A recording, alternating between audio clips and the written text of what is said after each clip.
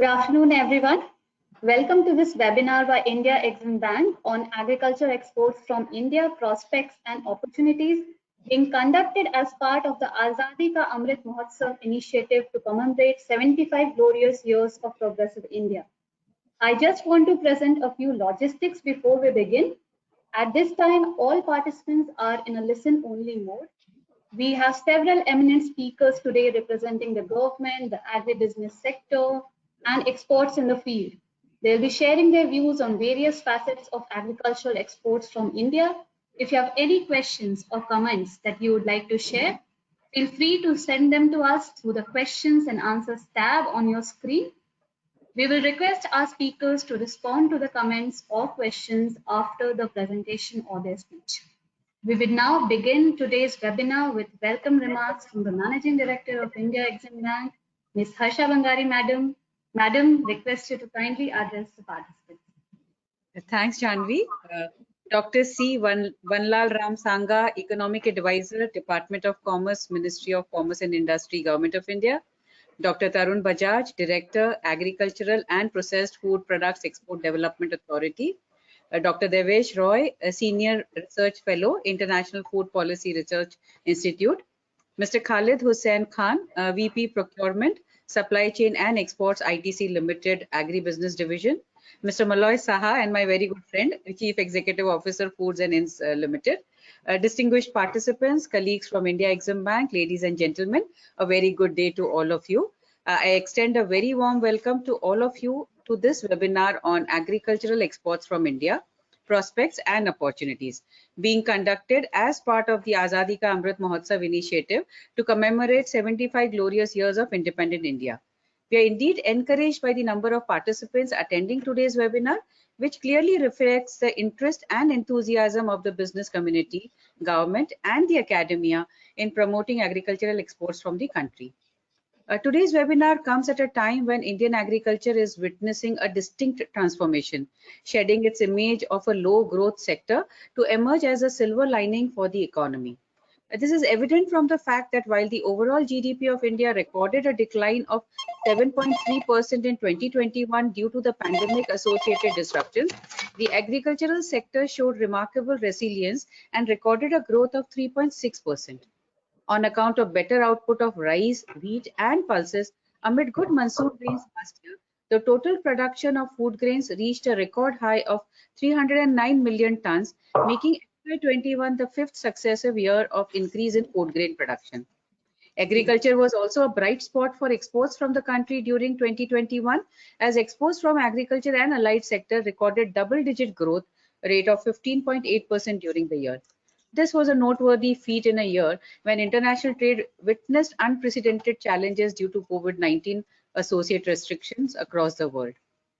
The limited impact of the crisis on overall agricultural exports reflects the fact that the demand for food is relatively income inelastic. Clearly, boosting agricultural exports would add much needed resilience to India's overall exports. Moreover, agricultural exports, if properly supported by infrastructure, institutional backup, packaging, freight transport, and connected to the internal production system, can boost farmers' income and ensure livelihood security. Recognizing the significance of the agricultural sector for economic growth, exports and livelihood, the Government of India under the Atmanirbhar Bharat Abhiyan has made several announcements for strengthening agriculture and food management. Moreover, the Agriculture Export Policy of 2018 paves way for a stable trade regime for agricultural exports from India and would help the country position itself as a reliable supplier. These policy initiatives would usher a new era of vitality in agricultural exports from the countries.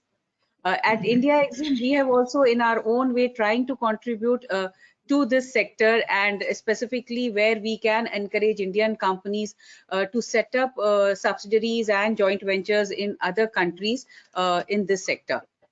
We have also partnered with centers of excellence for extending financial support to techno entrepreneurs, some of which are in the agricultural sector. On a standalone basis, these technopreneurs are unable to get funding from banks given the size and age of their firms. At India, Exim Bank support has opened up new avenues for these technopreneurs, which need necessary handholding during their initial stages.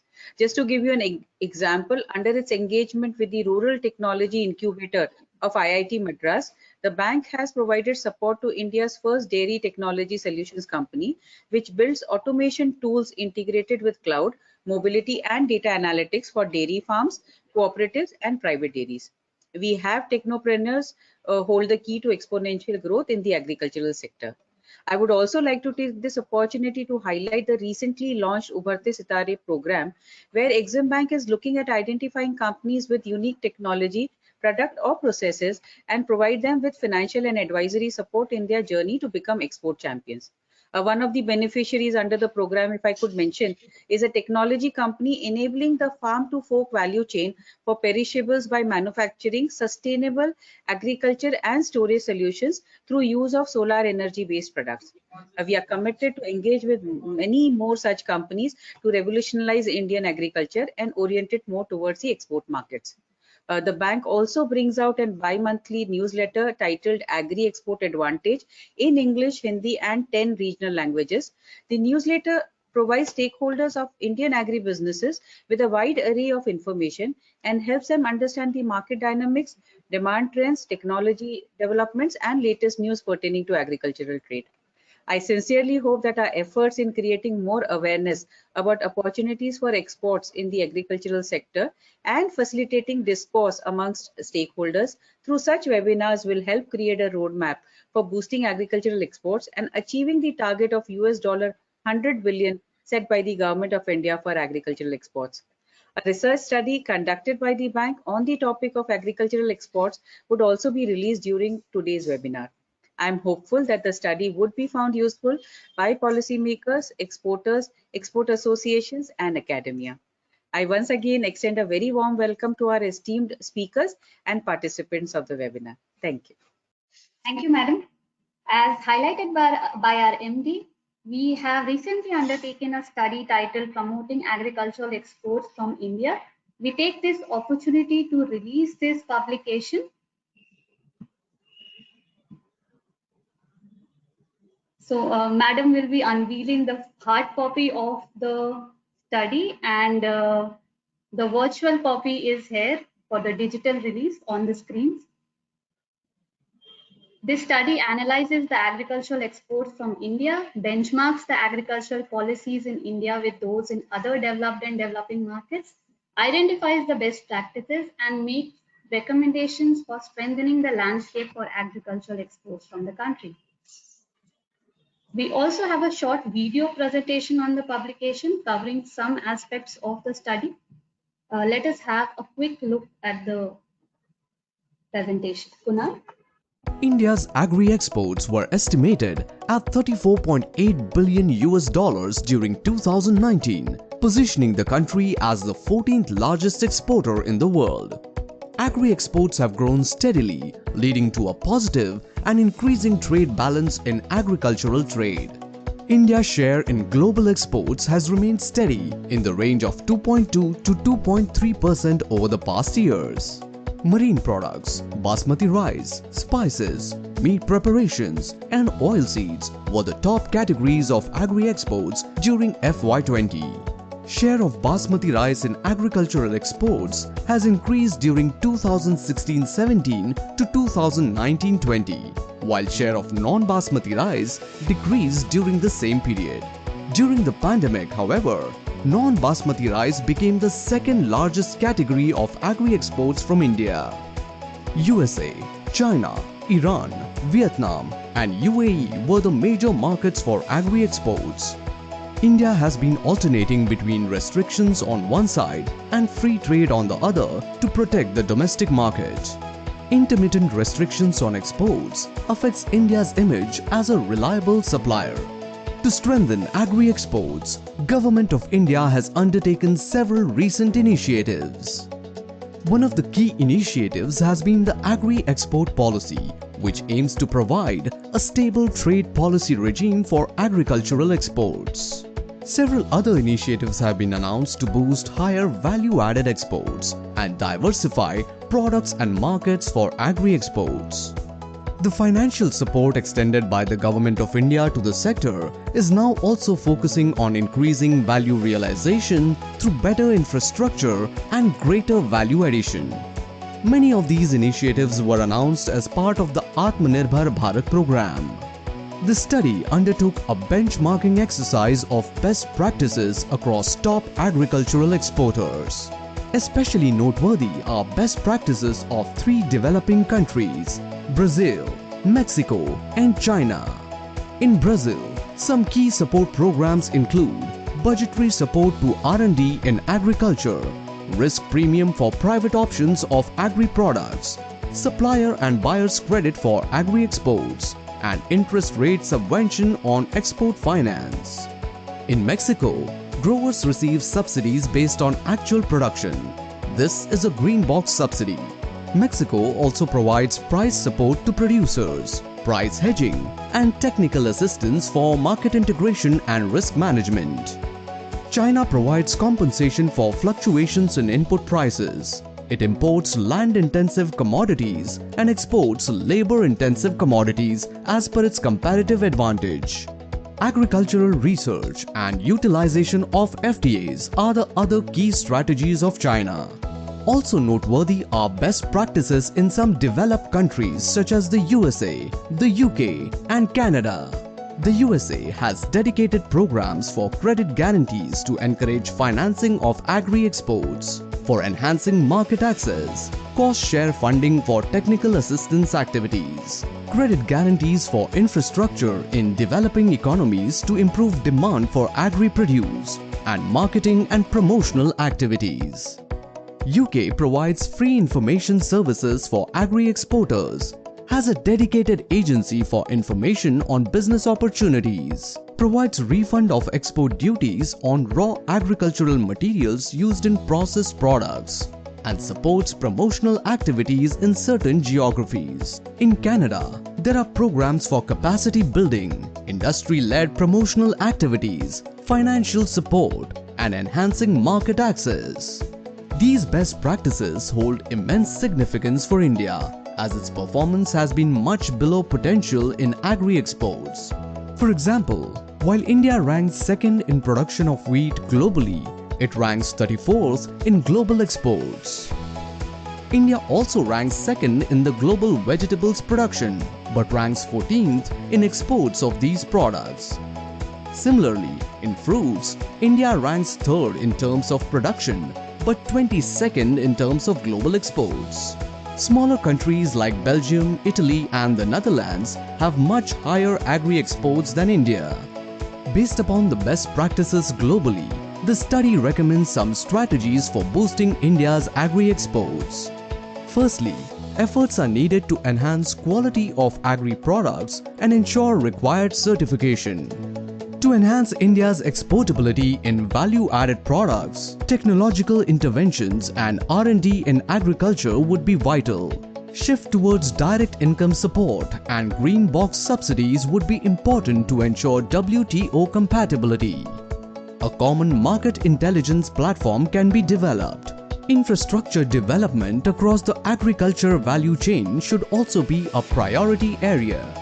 An enabling environment for PPP, better branding of Indian agri-produce, and greater investment in skill development and capacity building would also be required for unleashing the potential in agri-exports. Aggressive efforts are needed to improve institutional farm credit delivery mechanism through technology-driven solutions. Environment-friendly practices should also be promoted. Lastly, the various export promotion schemes could be converged into a unified scheme. Copies of this publication could be freely downloaded from India Exim Bank's website. Thank you.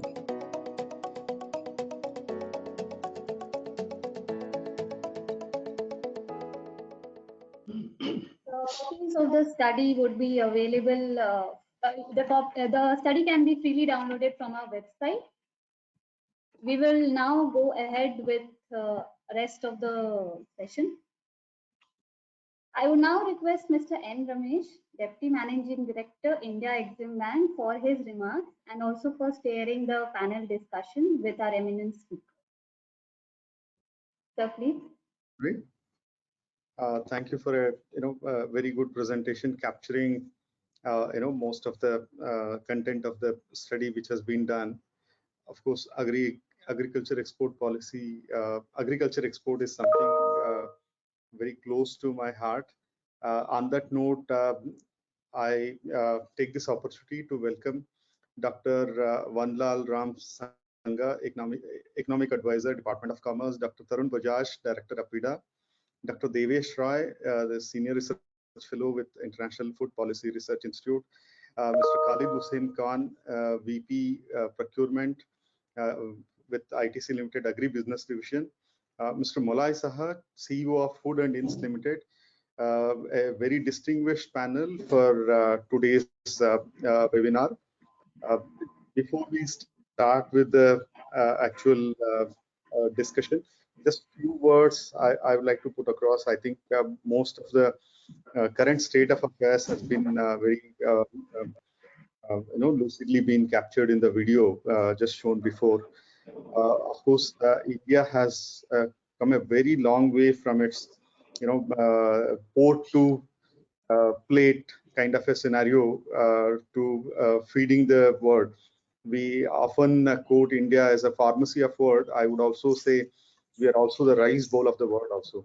So today, in the times of pandemic, India was the only country which stood by those nations which could not afford to kind of afford their food security, and those countries who are so-called our competitors had kind of essentially banned exports at the time of most needy hour. India stood up to the challenge, and then we did definitely benefit from this by becoming consolidating our largest exporter status as far as rice is concerned. We had been traditionally, a raw material exporter, but government of India had been bringing out a lot of policy initiatives, providing a lot of financial support, bringing in lots of policy reforms, which are very essential, and then also convincing the world at large and recognizing the realities of the agriculture production system in the developing economies and the needs of least developed economies also. So to that extent, there has been an all-round effort to support agriculture in general and agriculture exports in specific, as far as government of India is concerned. So this effort is kind of, we are trying to assess where we are and what other lessons we can draw in from, our peers, the developing countries, and also from the developed world also, where we often get to hear that the amount of subsidies provided to their farmers are far exceeding than any amount of subsidy we are providing. And government of India had started to realize this aspect and then trying to fit in those essential support to the subsistential farming being practiced by our farmers, and trying to fit in those financial support efforts into the green box WTO provisions. So one great feature amongst that is the PM Kisan Yojana, which is really taking off and then changing the livelihood of many farmers. I had an opportunity in Department of Commerce to frame the India's first agriculture export policy, and I'm really happy that government of India is really putting its best effort to see that many of the recommendations are being put into practice. The policy statements are put into practice. Further, there is one more assistance program called Transport and Marketing Assistance, which is a green box subsidy. It was also mainly focused on supporting agriculture exports. So these things are continuing, and but there is a lot to be done. We have agriculture export being kind of valued at around $1.8 trillion. India had been, in this a range of 33 to $40 billion for last 7-8 years. We had reached the peak of $42 billion during the super commodity cycle of 2013-14. We are kind of seeing a repeat of that happening in 2021 and 2021-22. So I mean, this is not a sustainable practice which we can look forward to, but there is a lot of possibilities which can add to a sustainable exports, particularly on the value-added front and then the organic product front. I'm sure the August panel today is going to suggest few more suggestions or the policy directions which we can take it forward and then suggest to our policy makers.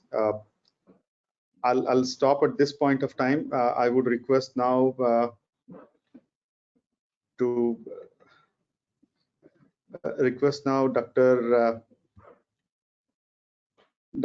Vanlal Ram Sangha, Economic Advisor, Department of Commerce, to give us his perspective on this particular topic. Sir, over to you. Good afternoon, everyone. Respected ma'am, Managing Director of the Exim Bank, Chair of the session, Deputy MD of Exim Bank, my co-panelists of the session, ladies and gentlemen.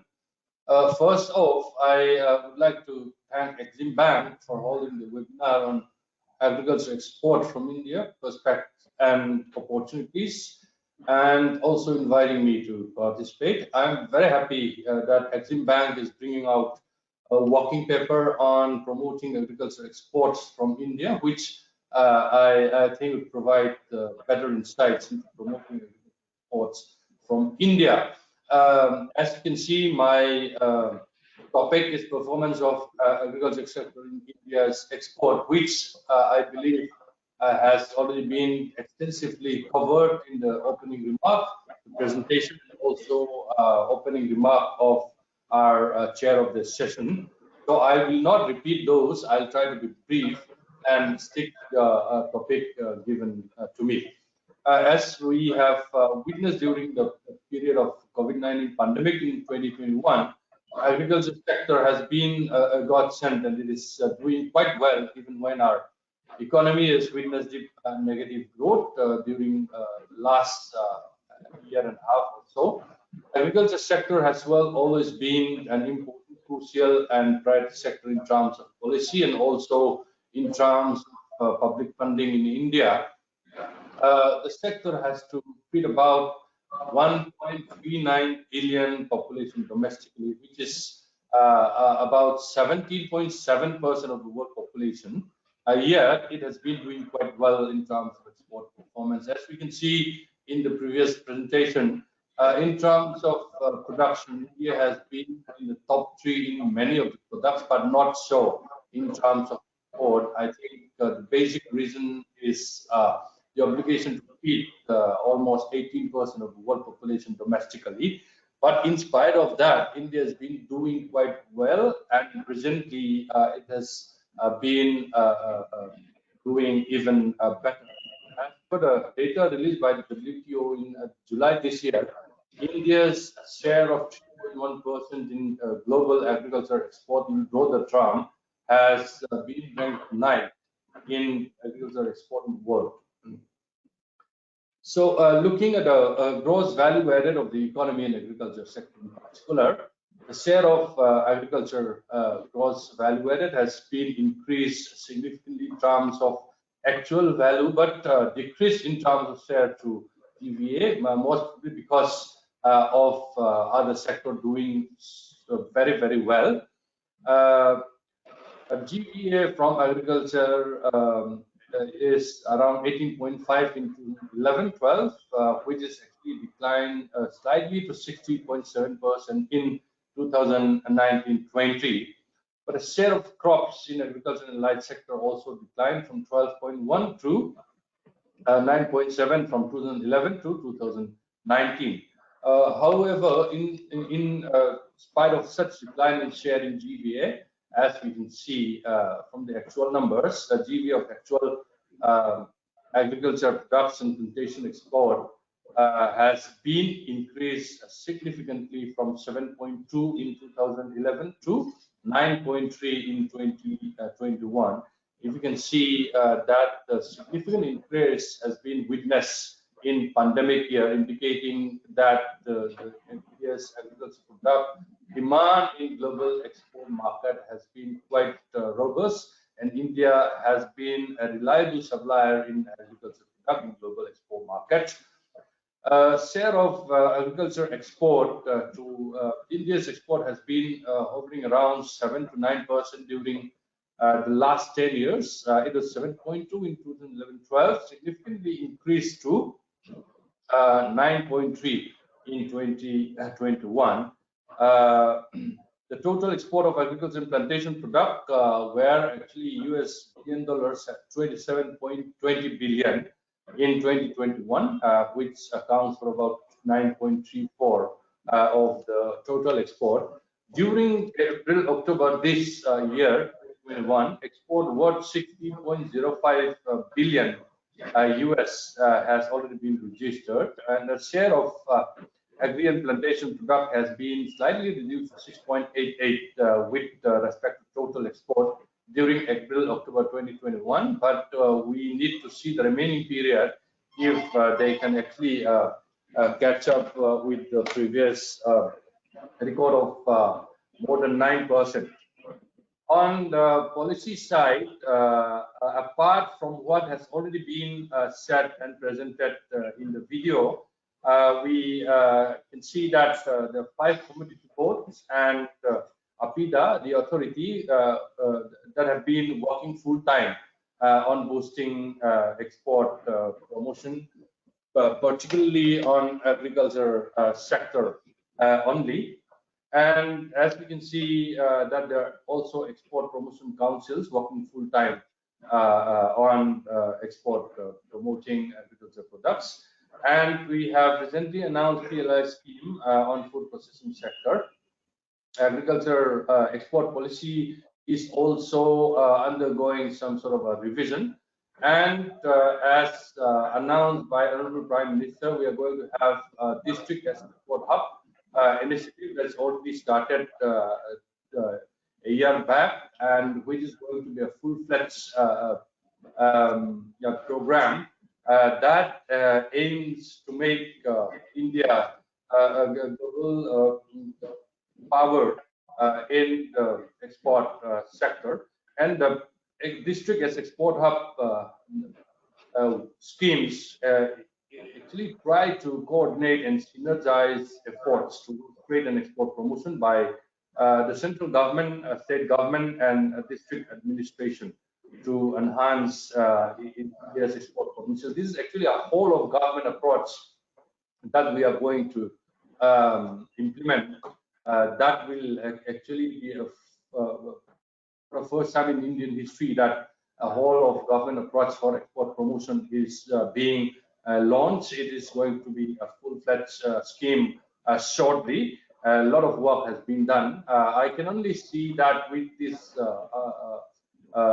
effort of the government and also exporters and farmers at the back end promoting export, we will have a very good prospect. And so just by a quick look at the performance of our agriculture sector, particularly during the pandemic period, as well, you can see the demand for India's agricultural product has been quite robust, and there are prospects for stronger growth in the near future, which of course is the topic of other speakers in this session.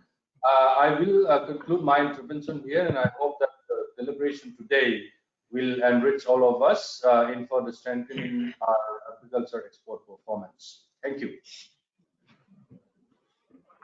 Thank you, sir, for your insightful address. May now request Dr. Bajaj to address the audience. Thank you very much, respected economic advisor Commerce Ministry, Ma'am MD, Exim Bank, my ex-colleague and Deputy MD Shri and Ramesh, all distinguished panelists, ladies and gentlemen. The topic which is given to me is growth and resilience through exports of agriculture products. Growth. When we talk of growth, agriculture has to be there. Unless there is growth in agriculture, there cannot be growth in true sense. We see in India, 60% of our population is directly or indirectly connected to the agriculture. In addition, agriculture then leads to processed food industry. So large employment and value-added products is there. So that is another pillar. Third pillar, which is retail sector. 60% of our revenue, what we earn Indians, is spent on the groceries and other retail sector. So that is another important sector. So these three important pillars, they are linked to agriculture. And the large, huge population of our country is connected. So if growth has to be there, it has to be through agriculture.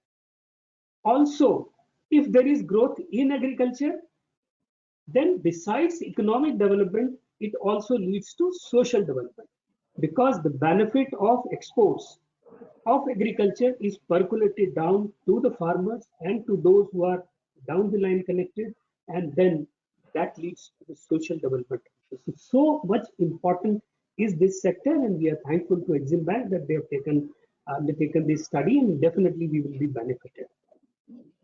Agriculture, it has been mentioned now, this year 41 billion US dollar we exported to the world. When COVID, all the sectors were under stress, we managed to gain importance, and as far as EBITDA is concerned, we got almost 49% increase vis-a-vis the last year.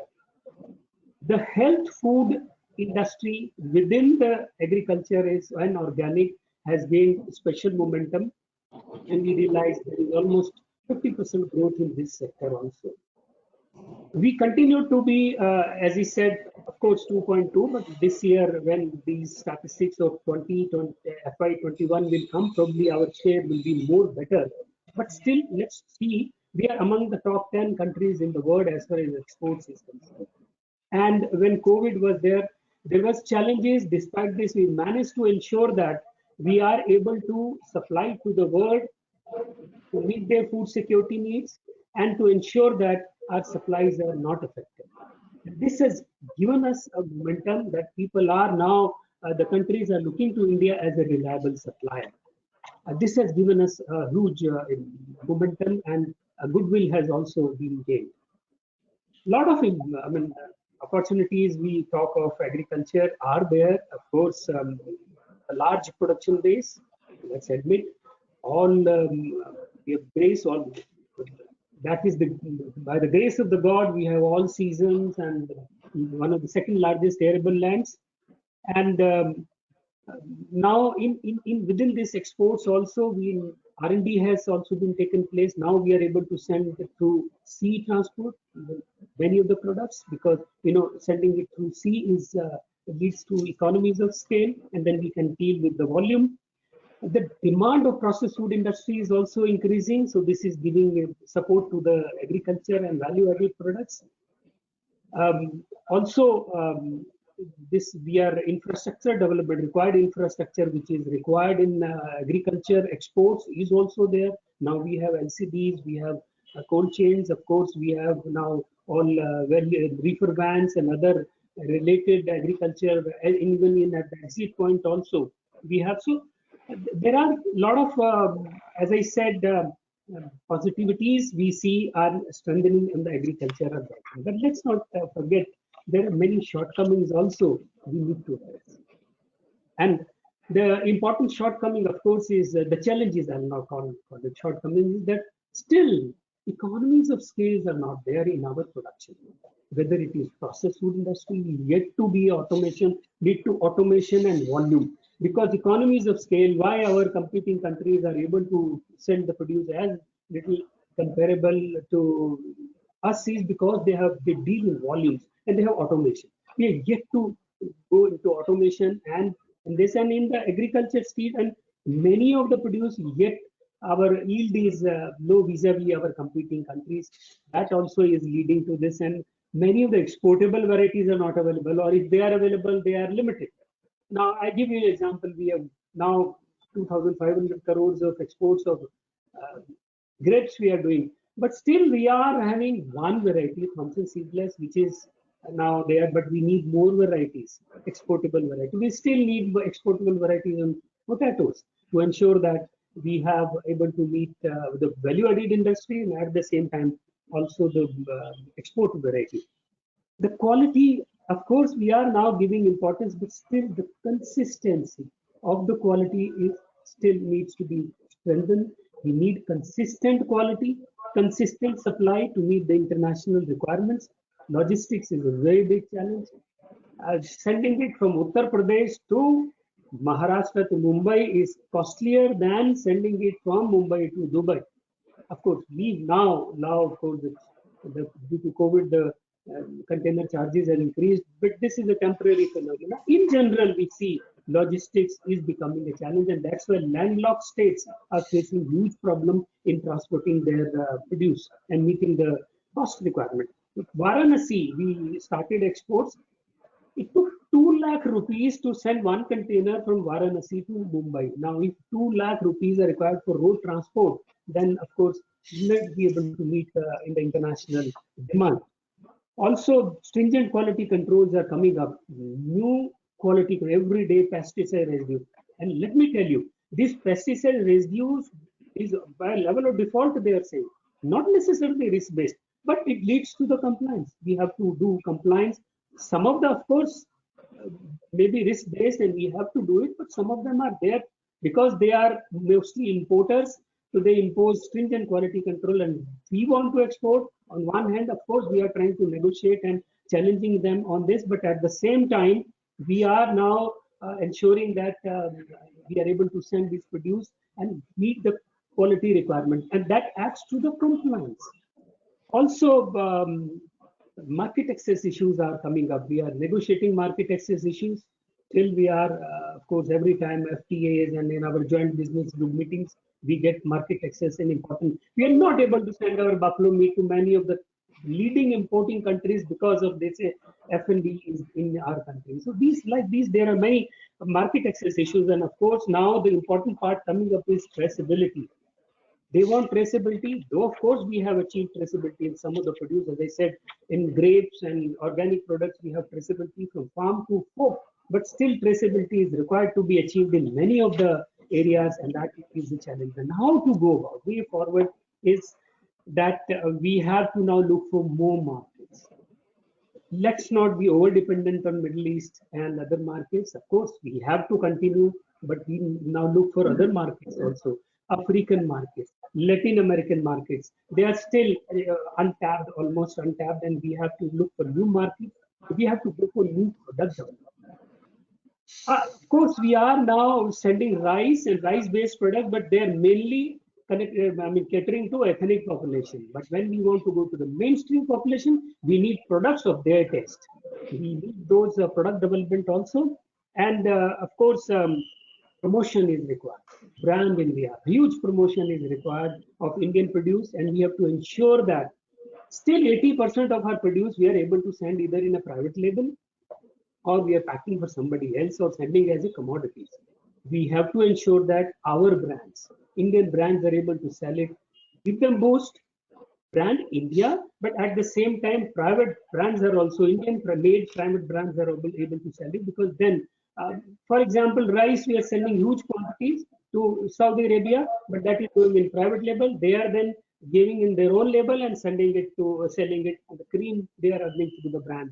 We have to ensure that, and ensure that logistics is taken care as far as possible. Make it, economies of scale will come. Convergence of all the energy agencies has to be there, and PDP and market access issues which is to be concerned. And likewise, there are other issues also because of the paucity of time. But yes, this agriculture exports growth we have lead to growth, but we need more. Seeing the potential, If we can go more as far as possible, and $100 billion is achievable, depending upon, suppose we, of course, we are able to meet and able to handle these challenges and go way forward. Thank you very much for giving me this opportunity. Thank you, Tarunji. Those were very, very practical issues which all of us had to collectively address, the exporters, the policymakers, the support system provided by APIDA, and this a huge scope for increasing exports if we kind of overcome some of the issues you have highlighted. Now, may I request Dr. Devesh, Senior Research Fellow with International Food Policy Research Institute, Mr. Roy. So thank you. I just I have a couple of slides. If I could just get the permission to play them. Yeah. So thanks very much for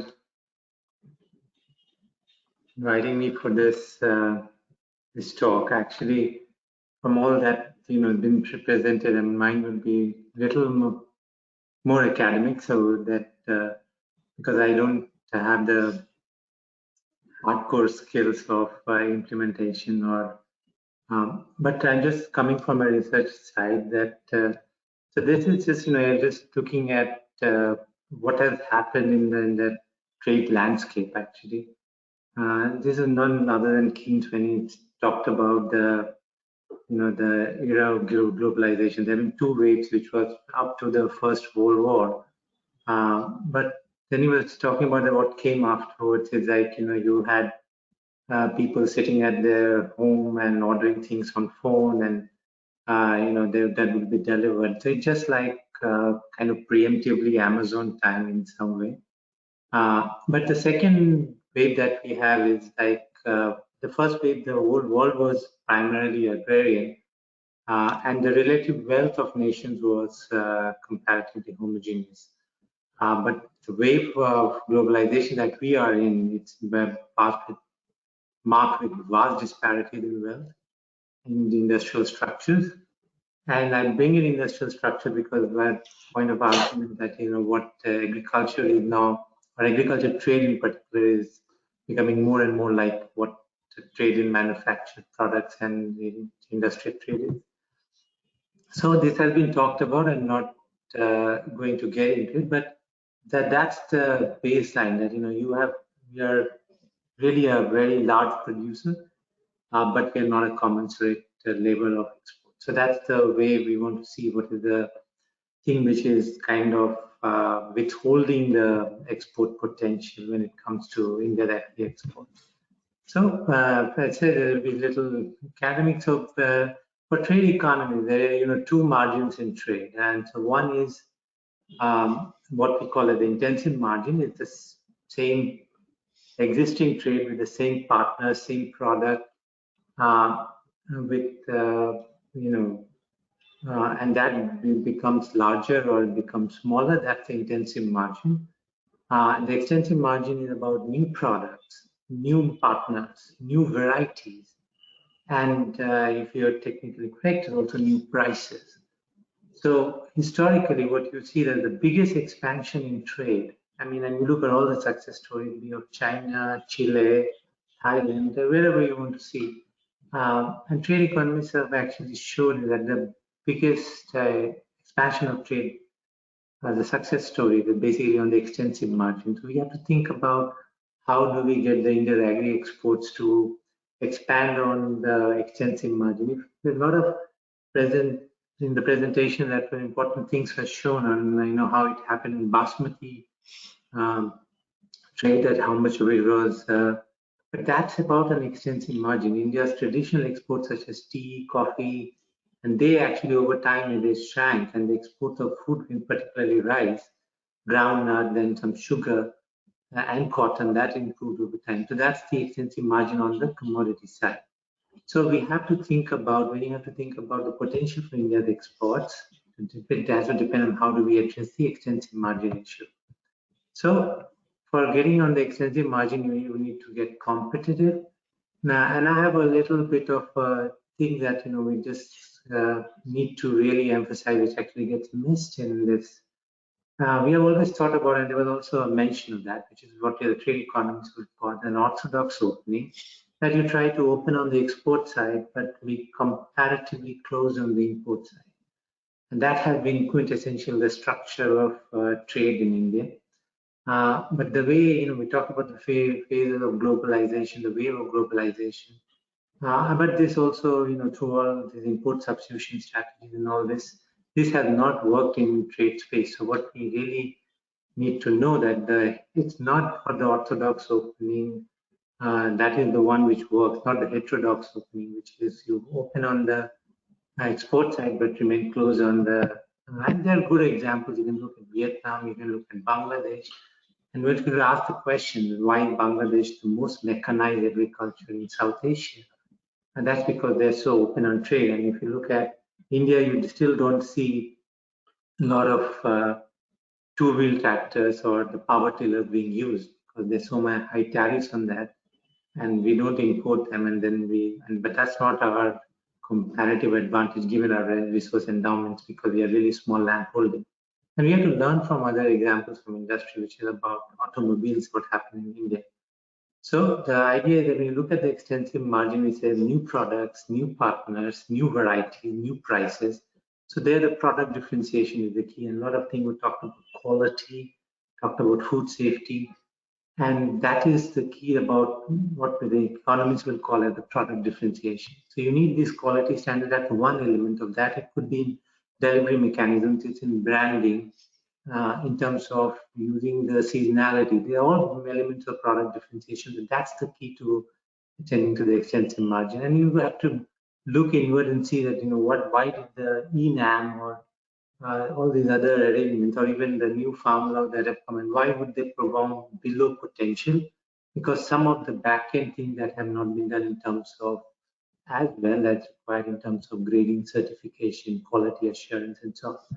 So, and this, Tetra talked about the grape example, and grape net is because Apida, the director, was there, and just how do you get into addressing these issues in order to get into product differentiation.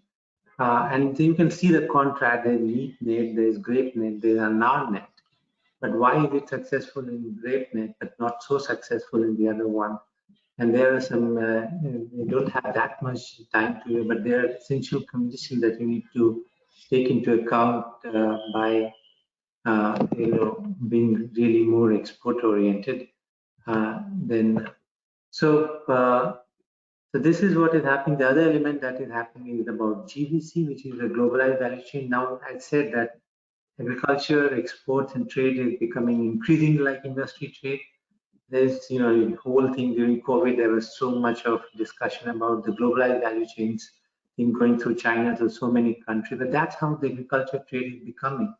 So if you look at, the goods are being delivered, like a wheat is going to be produced in Australia or UK, it could be processed into flour in Indonesia somewhere. It could be labeled and certified and so on. So this is like a globalized value chain, and India has to get into that GVC.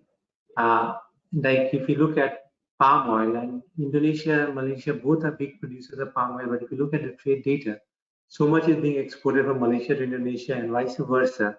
Then you go to the chain, you see that there are different processes that are taking place, and then it gets exported to India, Sri Lanka, Bangladesh, and all over the world. But that's the way that the GVCs are working. If you take from Cambodia, fruits are being exported to Thailand, then processed there, and this is some part of it that we need to really get if we want to get into the potential that is there for India's export. And policy has to play a major role, and that these are the trade and investment policies, there are issues of non-tariff measures, then also the fact that agriculture policies domestically that do not distort the market decision, which is a big deal in India, because we still are very cereal-centric, we still have this different discriminatory, I could use the term, with MSP policies, particularly with procurement. And then there are also the services trade restrictions. These are the ones which have been emphasized in the literature. So these are the, for agriculture trade, that these are some of the things we talked about. Logistics. So in agriculture, which is differentially more important, is time to trade, the cost to trade, the safety and quality standards, and most of the goods are the credence attribute. That means whenever the immediate consumption to quality is not known and the food safety standard might not be known, they will be known over a longer period of time. India really definitely is one of the leaders in rejections. You go to the EU market or the US market. So the idea that is, you can appeal to what I would call it a new trade theory. Now we always think about not countries as trading, but firms as trading, and the issue of firm heterogeneity. And there are big costs of exporting, per se. So what you're going to have is that only productive firms export. So it has to go in that sequence. And for being productive, there are different ways. You have to face competition in the output market, but you also have to have a very liberalized policy on inputs and imports on that side, like machinery, equipment, and all these have to be. So this is the whole idea of orthodox opening. You're not going to get enough through heterodox opening. And the idea is that the trade economists will always tell you about the learner symmetry, which is about an export tax and is an import tax, and import tax is an export tax, and so for subsidies. So if imports are taxed, then the import competing industry become more profitable. The resources want to move to that sector rather than the exportable sector, and that's the learner symmetry. And the last two bit that I will just say that when you look at other element that is very important in this, apart from being heterodox opening, is that it's not only about when you're exporting, the standards and the regulations matter in the importing country. And this is some of the research we have done, that you have to think of it as something we call it the bridge to cross idea. I even want to call it the ripple effect, that what happens in India, now that has your domestic standards, your domestic regulations, compliance, that has a big impact on what happens in, this is credence attribute that we're talking about very reputation driven market. But there's also other reasons from economic side that why you need your domestic standards. We still don't have a very functional India gap. Some standards are there with FSSAI in processed product, but still not to the level that we really need it to be mainstream.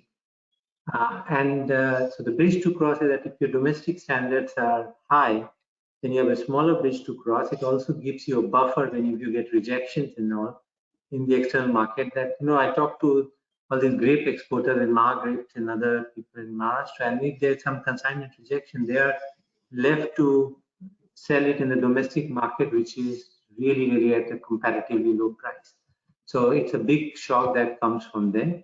So so this is just, these are not, I'm going to talk about them, but for all the extensive margins, and if you look at the export potential that are there, there's a lot even through seasonality that you can extend the extensive margin for, different countries. Like if you look at in potential in West Asia for potatoes, for tomatoes, mushrooms, potato seeds. I mean, there's all these things that we are, these are where, you have a smaller bridge to cross, and there's a huge potential for these exports to, and same, I mean, in Africa and all that, we looked at all these export potential. That's a technical way of measuring that, but that's what it tells you how far you can go. I mean, for all these commodities that is there.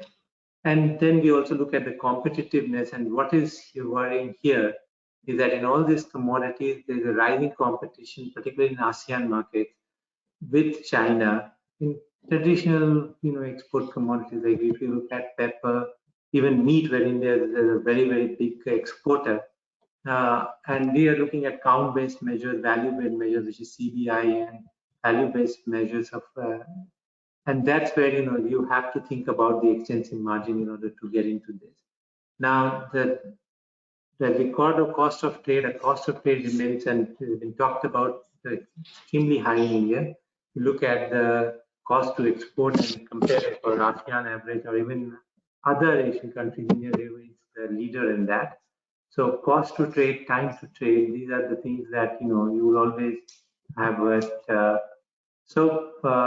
were other things I don't want to get into, but some of the things that were talked about of this marketing trading arrangements, I still think that the RCEP was an opportunity for India. I mean, there can be a debate about it, but that would be the big source of extensive margin, because we looked at all these export potential for these RCEP countries, and where both on intensive margin but extremely on the extensive margin, there was a huge potential that could be there. So last bit that I'll just close here, which is about what would be our strategy. We have to, we are really with small farmers. So still people will talk about that you need to work with farmer organization, get the collectives, and but one of the things that we have done from our research, we really want to say that when you're really exporting, you have to think about a different strategy for the way India is looking at farmer organization. Farmer organizations, you always get a premium on more farmer organization, larger farmer organization, more farmers. What for targeting the export markets, and that's the evidence in literature is abundant on that. You need really small farmer organization who can deliver on quality with it monitoring. And this happened when bean exports were there from Africa. That was the reorganization. I've talked a lot about these things with NABARD, and I don't think there's a lot of small farmer incubation consortium, but I don't think there's a lot of uptake of this argument. But you need heterogeneous farmer organizations, smaller farmer organizations in order to do this. You need credible labeling and certification. Then they follow the BTC idea. You need the domestic standards to go up. Heterodox opening will not work. You need to open one both on import side and export side in order to target India's export to the next frontier on agriculture. So I will stop here. Thank you. Thank you, Mr. Roy. That was definitely a different perspective from what we have heard till now. You are very right that a potential growth for any export, and more so in agriculture export, can come from an extensive margin approach. Like we need to kind of bring in some freshness, something new to the table, and the existing strategy may not be feasible for a long time. Just just to inform, few of the things I think on the policy environment is being trying to be achieved. Say the India Gap, the Quality Council of India is very actively working on it. India Gap framework is there. I think APIDA is also part of it. There are larger number of certification agencies who are roped in to kind of adopt India Gap, and there is a requirement of getting an equivalence amongst other countries. So that effort is definitely on. And the government of India's this 10,000 FPOs program, it is not very much driven by NABARD now, but kind of it has taken a larger shape, and then in a small period of time, there is a focused effort to bring in at least the targeted 10,000 FPOs. Those will be more on the focused on the small farmers, and then try to bring in a heterogeneous mix. So these are some of the latest development which are taking place. And your observation on learner symmetry is very valid. Any kind of import tax is going to add up to the exports. But we had been very conservative. There are different angles to it. Someone has to break the juggernaut and then try to kind of break that paradox, and then try to bring a sense to the whole taxing domain. Thanks for your academic inputs and very valuable research inputs. Now, may I request Mr. Khalid Hussain Khan, Vice President with Procurement, Supply Chain, and Agriculture and Exports Division with ITC Limited. He is with Agri Business Division in ITC. Mr. Khan? Yeah. I have a presentation. Good evening, distinguished guests, Chairman Ma'am, Dr. Bajaj, and my fellow panelists, and the guests that are have joined us for this webinar.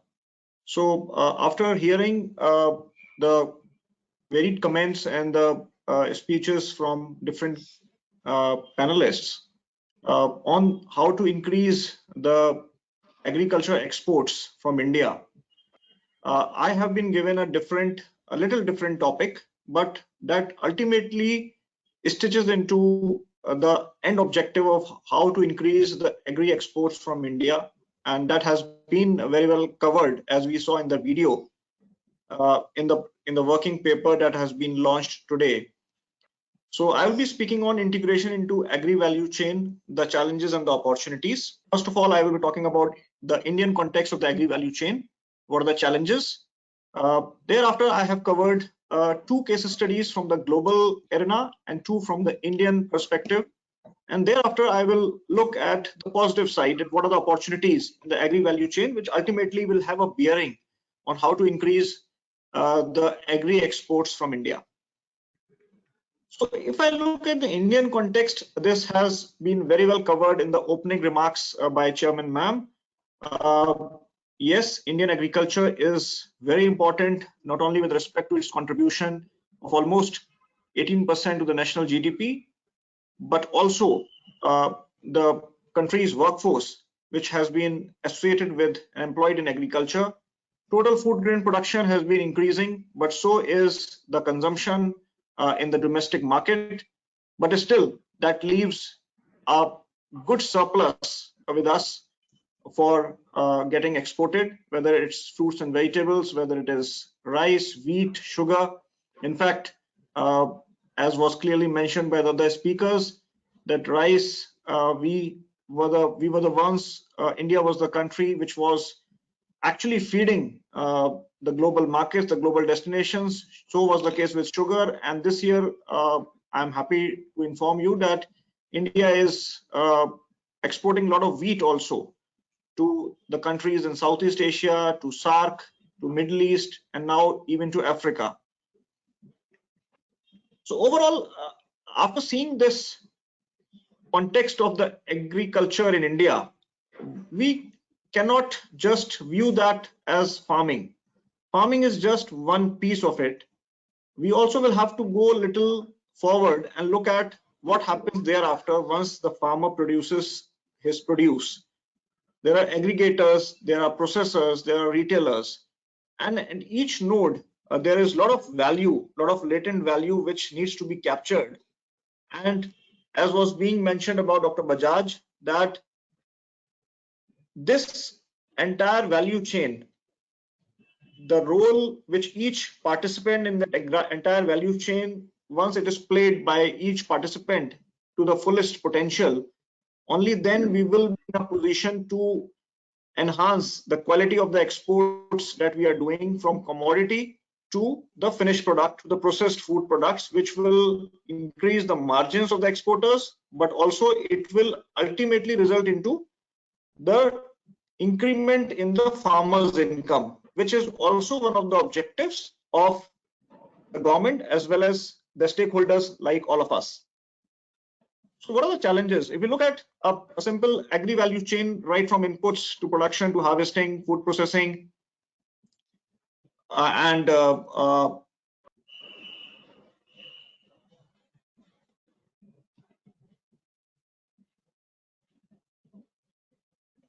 have lost the presentation.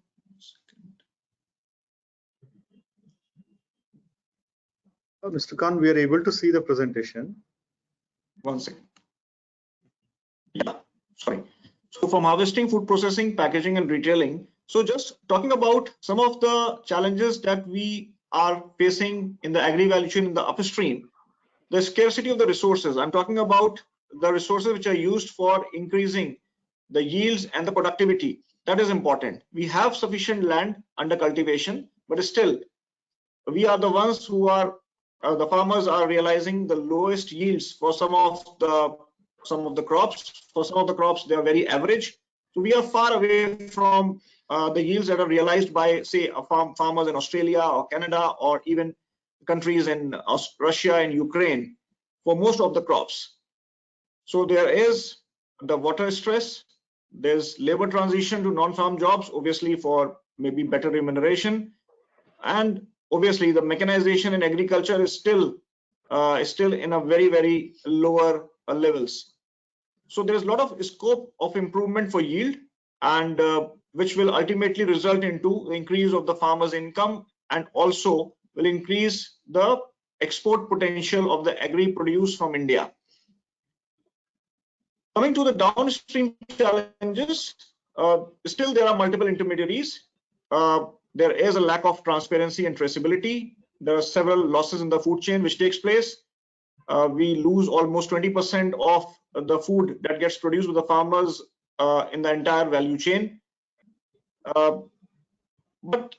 And also there is a challenge in access to the finance, whether it is with respect to the food processors, although government has come up with several schemes, but still the kind of penetration that is required to reach to the smallest processor, that is still I will call it as a work in progress, and a lot of focus has to be given to that.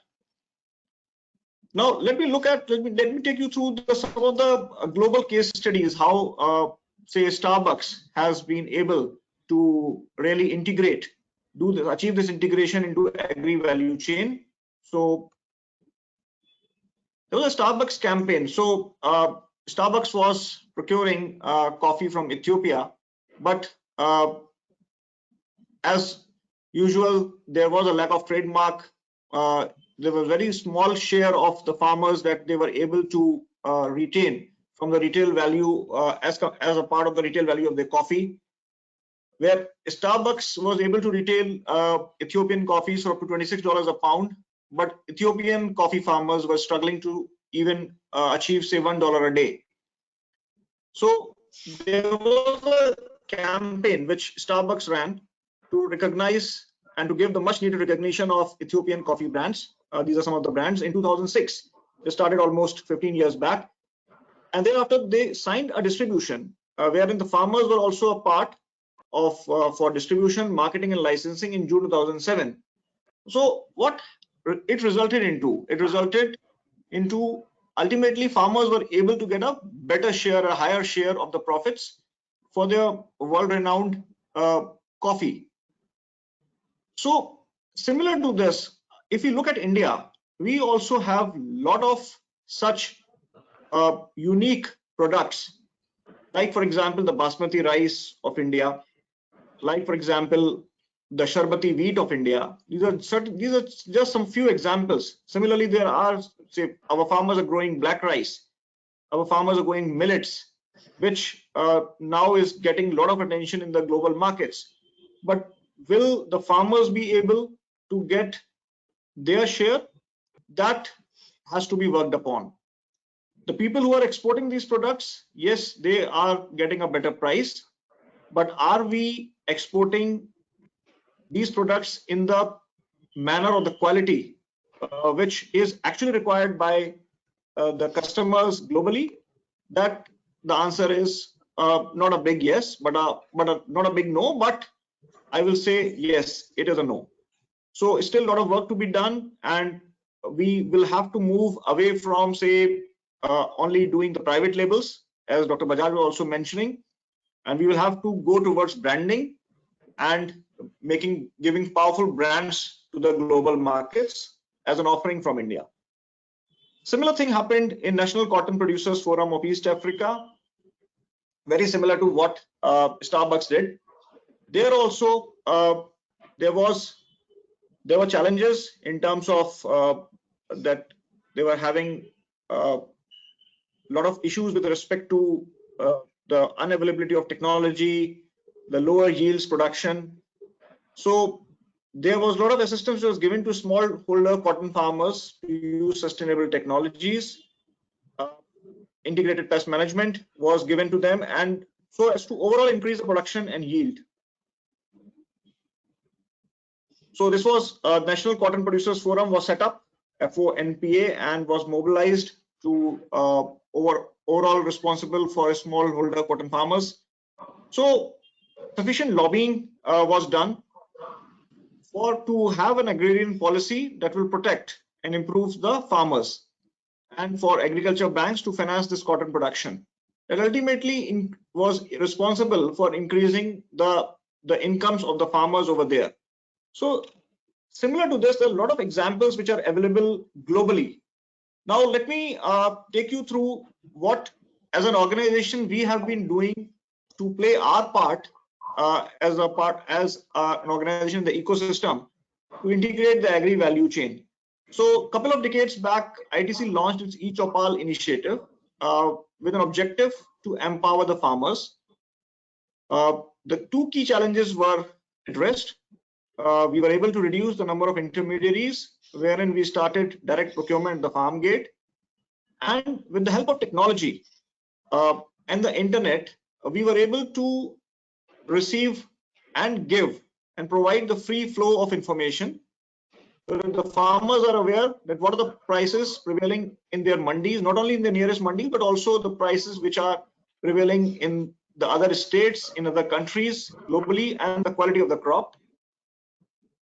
So thereafter, we have also launched a program called 12 Mahine Haryali, wherein what we are doing with the farmers, how to increase their income by improving their yield, and we are providing them with the knowledge about the best farming practices. And this is customized to each region. For example, a region in, say, Varanasi district of UP will be very similar to a Devas district of MP. So as per their local weather, local soil conditions, rainfall pattern, what are the kind of seeds and the varieties in the crops they are growing.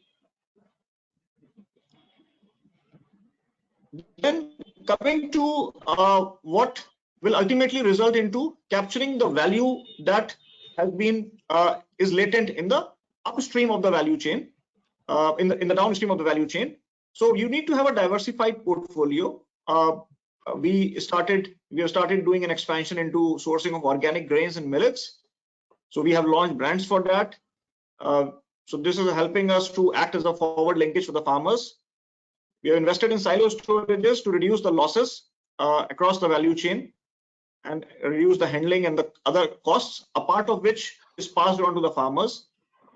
And also now, since we have entered into the dairy and the juice and the beverages industry in the market, so we are also working towards a long-term strategy of investing heavily in the cold chain infrastructure, which is very, very essential on the dairy, as where also India is one of the largest producers, where also a lot of milk gets wasted, and similar is the case with fruits and vegetables.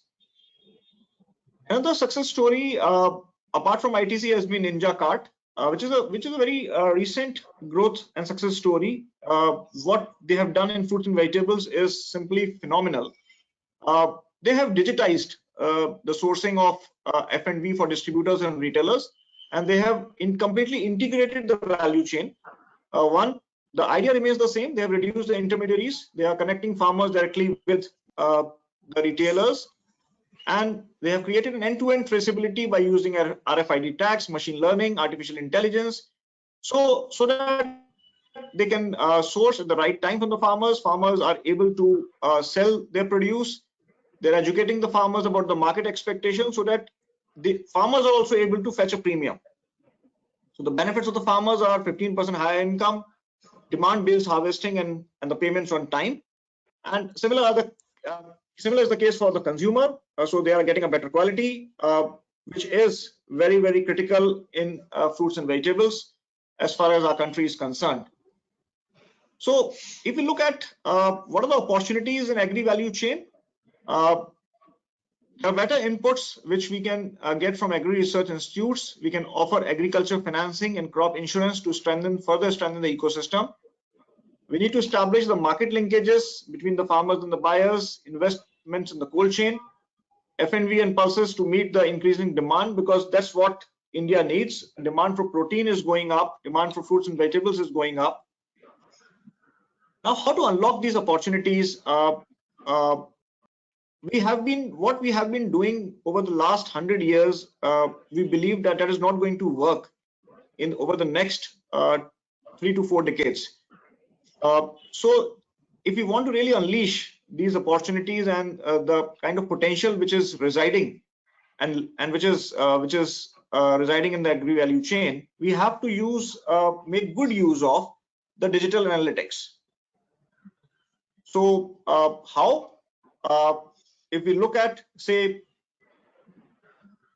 if we look at the farming, the precision farming, using the data, the weather patterns, basis which you can not only forecast the yield, you can give prior agronomic advice to the farmers. Using technology, you can ensure that farm lending is efficient. You are reaching to the right set of farmers. The loan disbursement is linked to the payouts, etc., is linked to the weather, and direct benefit transfer in agriculture, which we have seen that the way government has been using the technology and ensuring that the farmers are being paid, even in the government procurement, the farmers are being paid directly to their bank accounts using UPI and Aadhaar linkages. That's something which has already been established.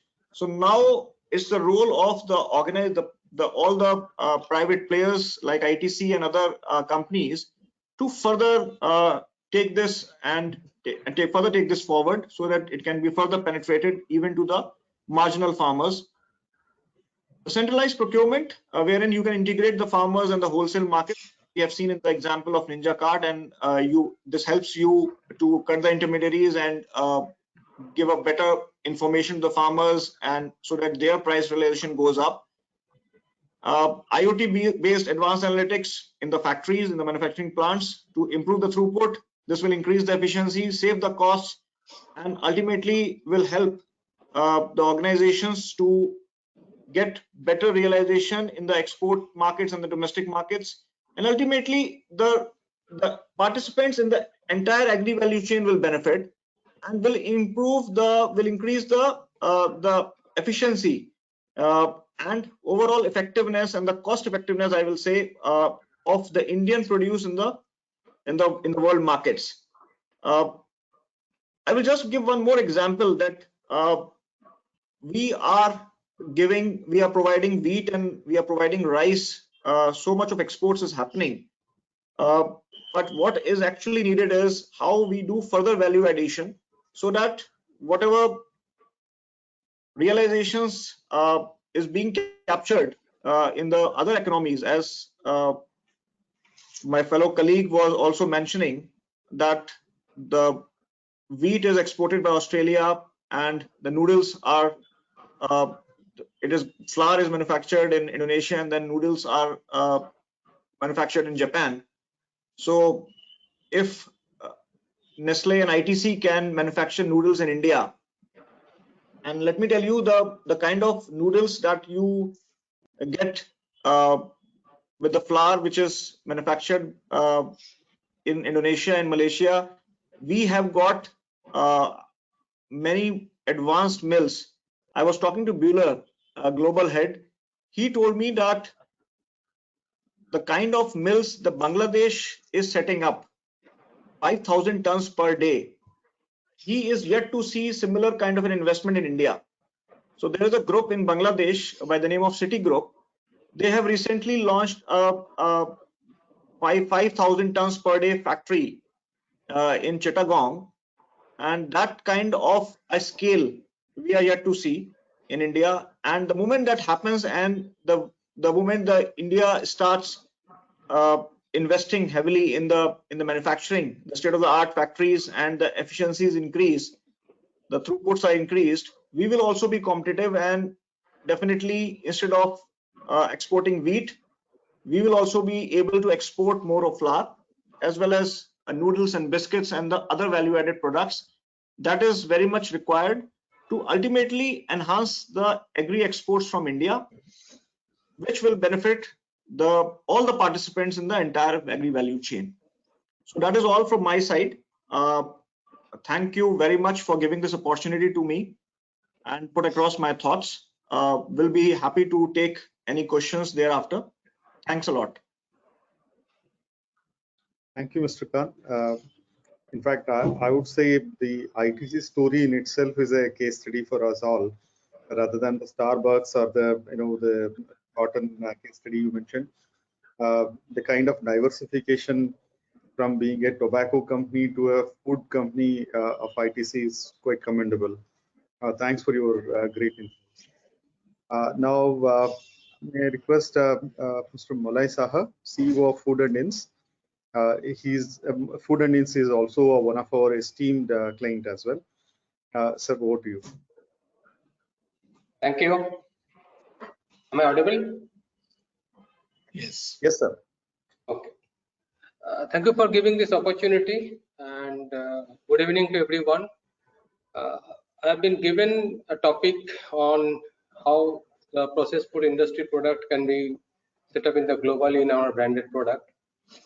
We are in this field for 48 years, so this my presentation will be based on some real challenges which we are facing in India as well as in globally, and how we can take it forward so that our objective can be fulfilled. Can I go to the next slide, please? Okay, as you know, any brand impression is the first one, and I is as whatever it looks like. We always go to see the packaging, everything. So that's very important for us. So I mean, for creation of any brand, packaging is very, very important for us. What we've seen, in fact, in international market, we have seen that Indian brand packaging and vis-a-vis, if you compare the international brand packaging, there's a huge difference. I think that's something we must look into it to make it attractive. Next one, please. Okay, if you see, I mean, let's talk on this country-wise. As you know, German is very famous for the cars, French cosmetic brands, Italy is the fashion fruits, and India being so much strong in the agricultural, I think we have a huge potential to become a real player in this sector. So far we have not encashed, but the time has come, we must encash on this. For the next one. Okay, for a branding essentials, I think we should have a best quality of raw materials. We must have. We should have a technology. We must have a friendly packaging, manufacturing facility, best practices, and advertising sales promotion. I believe that all these things already available in India, but there is, I mean, we are not encashing all these things together to place ourselves in an international market in proper way. Now, some of the cases we have seen how we can differentiate the brand. Now, many brands in international market as well India is a big challenge in the shelf life. So if we have a higher shelf life, because from India, if we have to do the export and place it, so minimum your shelf life is required 18 months. Because when you speak to our many customers, they're all talking about that with 6 months, 9 months, 10 and 12 months shelf life product, they're not much interest because there's a supply chain challenges on the timing. So I think we need to work on the higher shelf life. We need to work on the variety of use cases. Then definitely the important part is that pesticide sustainable traceable product. I think our earlier panelists have already spoken on this. This is something is that without that, I think it's a non-starter. If we don't have a proper pesticide control products or sustainability product, then we are nowhere. And here in India, we think as of today, if you want to give somebody, want to give to 1 to 10 marks, we are at 2 to 3 level. So long way to go on the pesticide. So that's something is a non-starter. We must look into it, and the most important in the carbon neutrality. That's we need to start work because the young generation has start looking the level where they feel that level is attractive. There is a disclosure on the carbon neutrality. I think young generation is more attractive on the brand. So it's very important. These two aspects must work. One is the pesticide, another is the carbon neutrality. Next one, please. Okay, if you, as our earlier panelists also talked on this, that we are one of the largest producer of spices as per APEDA data, largest producer of few of the fruits like banana, papaya, mango, guava, on vegetable also potato, onion, all these products. But if you see the gap, as Exim Bank first video presentation also, it has been shown the huge gap on the production versus our export sales. So I think there's a huge opportunity for us, and we must work on this. And the whole system is now looked to ready to eat to ready to cook. These are the two things is very preferred, because with this current environment of the working style, I think it's becoming very important that we should have more brand on ready to eat or ready to cook. That's something can give us in a different platform. And obviously the main plant-based products, because as you know, beyond meat or mock meat now, one of the main product we are talking about now, mock pork, is very important. What I understand that China, 30% of their pork requirement is going to change with the mock pork. So that's becoming a very important. Some of the Indian companies already started working, and I feel that India will be a good opportunity in this sector, that is plant-based meat. And obviously vegetarian vegan food is talk of the town, but I strongly again highlighting that mock meat and plant-based meat will be the future from India. Many companies have started working, and very soon I believe that in couple of years time many good brands may come in which will be dominating in worldwide. Next one, please. Okay. Now, presently, Indian brands are in two types. I think one is the ethnic market, where like Priya Food, Taj, Haldiram, Dawat, MTR, MDH are there. Another type of brand which we are looking on the non-Indian mainstream products, where brands presence are not much. I feel that we have to come out from this shell to attract the ethnic market and go to the mainstream market, because it's a huge opportunity we can see in the ethnic market. So we need to understand the global consumer taste, global consumer requirement, because now whole world is changing to nice to have from the need to have. That's very important. Of the if we have to create a brand, we must have to need to have that concept. That's very important for that. And as I told you, that we need to understand the countries where we'd like to export emotionally, as well as we understand their requirements. So mainstream should be our focus, then only we can scale it up our operation. Next one, please. Okay, here the important topic is that farmer profitability, resilience, and sustainability. This is the something is very important what we realize being an agricultural process food industry, that we have 80% of the small holders farmers cannot be reached. This is a big challenge for us. If we can't reach, we can't talk about sustainability, we can't talk about traceability. So it's again a non-starter. So here when you speak to the small farmer holders, the biggest challenge they feel that non-availability of funding throughout the year. Here again the same things, the intermediary or traders come into the picture. They feed them throughout the year. In this process, we lose all the sustainability, pesticide, traceability, everything we lose. So here we talk, I think I am in few of the forums, we talk on the government with the Agriculture Ministry as well as the Ministry of Food Processing. And we are talking for 2-3 years, but in actual we can't see any progress in this sector. It's in the same area. I feel we must look through a better policy, through a better accessibility. We must attract this particular segment if we have to achieve the. We have to play a bigger role in the global brand. That's very important. Second is definitely decarbonization, because 20% of the world emission, as you know, from the agricultural and land use. This we have to look into it. And some of the policy structure is uncompetitive duty structure. We are talking to the government forum. They are trying on many things, but as of today, not much joy. Second is we need to have some uniform policy on the FSSI streamlining, because there are a lot of ambiguity and a lot of small lines where I think industry is suffering from. For any particular product, we do not have a uniform policy, and there is a lot of gaps which need to understand from the compliance point of view. That's very important. As far as the opportunity is concerned, yes, we have a huge opportunity if we can reach to the farmers directly. Here, one more interesting case study I would like to say. When you talk about the scalability from Indian farming practice, now I'm giving an example. In 2009-20 crop, we are from the mango industry. There is a overall crop situation was not good. There was a issue in the crop, so price has gone to very high. 2021, when there's a very good crop. And I mean, crop situation when over and I mean, it must be over and above 2 times the standard crop was available across the India. Price has dropped like hell. Means its price has got up to the 30% level. Now, when you spoke to the farmers, they are telling what is the use of increasing the productivity in their farm. When there is a more product, they are getting 30% of their value. And if there is a less product, their product value is going to 3 times, 4 times more.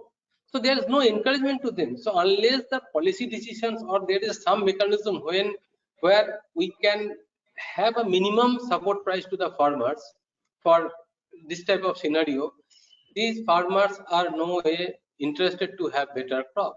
In fact, who are getting benefited for a lower prices? Brand owners getting benefited. Companies like us, process industry, they are getting benefited. Cost of production is reducing.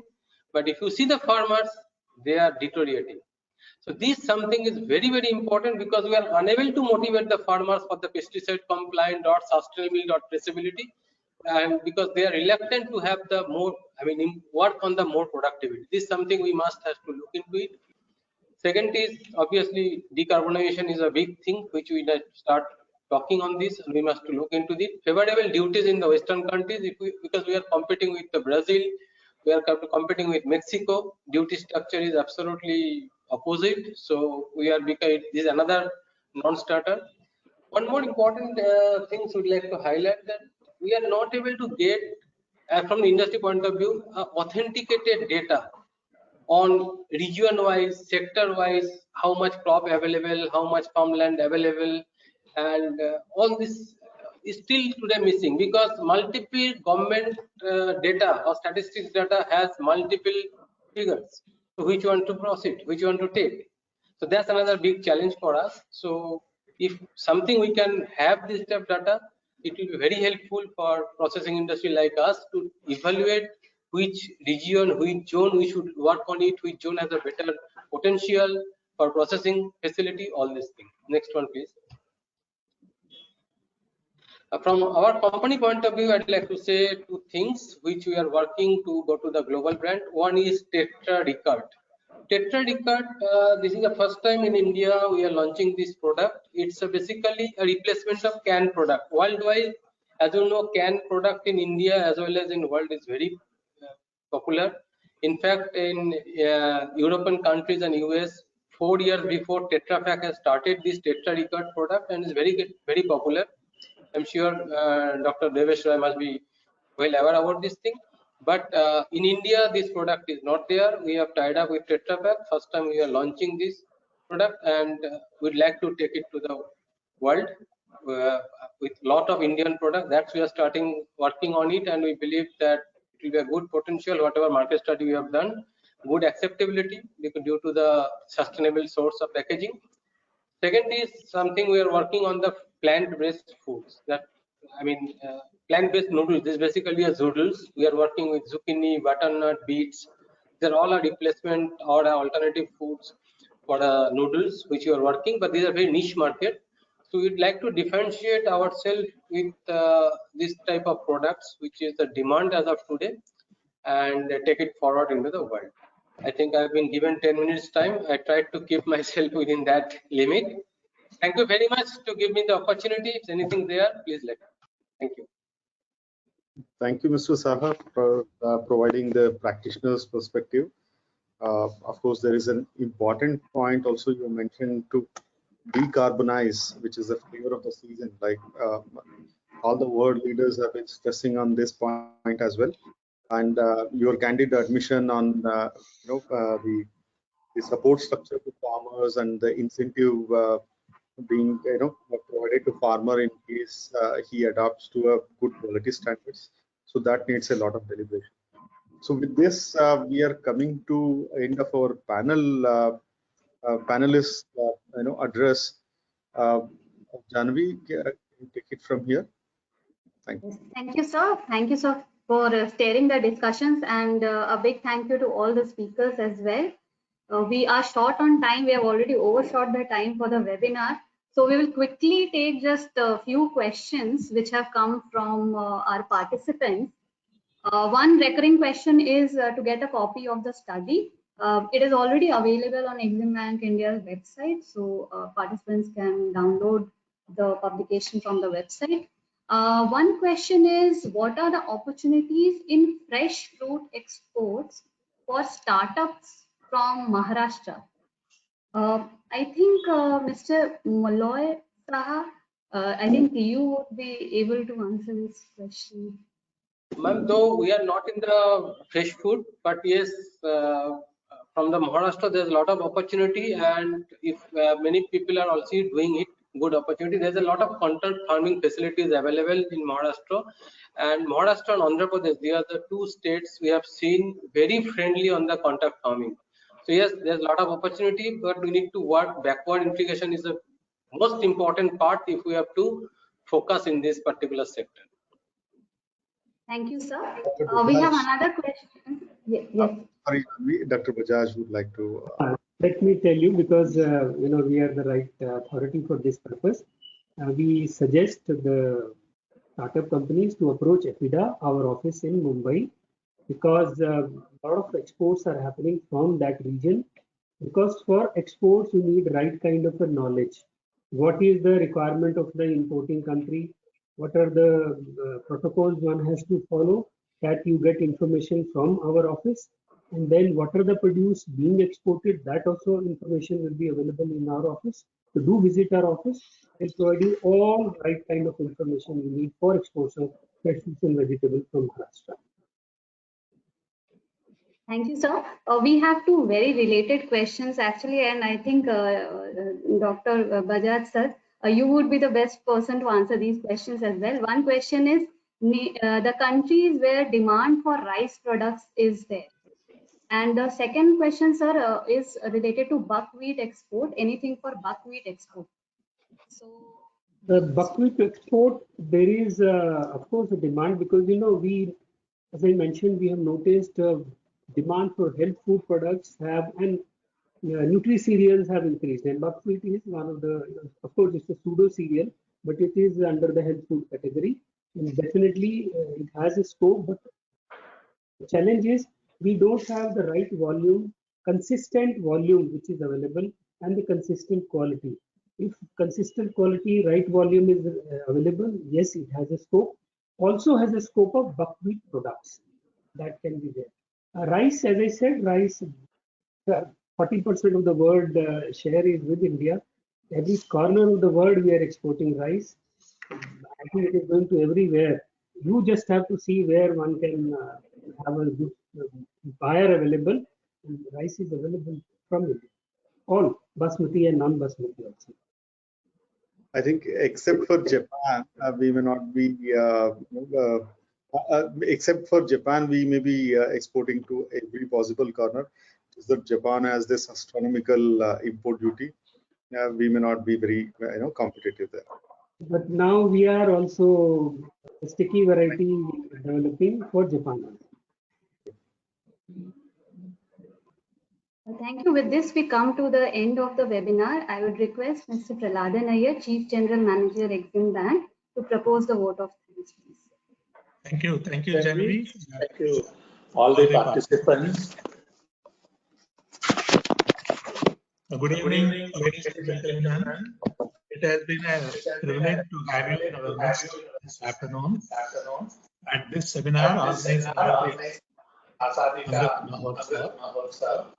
It has been our privilege to have all of you in our midst this afternoon at this webinar organized under the Azadi Ka Amrit Mahotsav, celebrating the glorious 75 years of India's independence.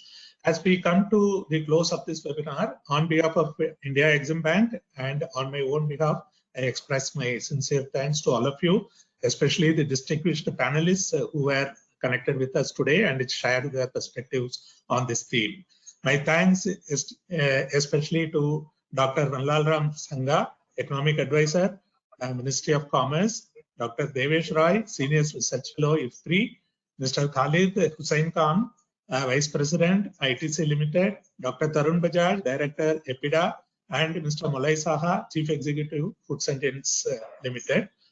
besides my colleagues, Managing Director.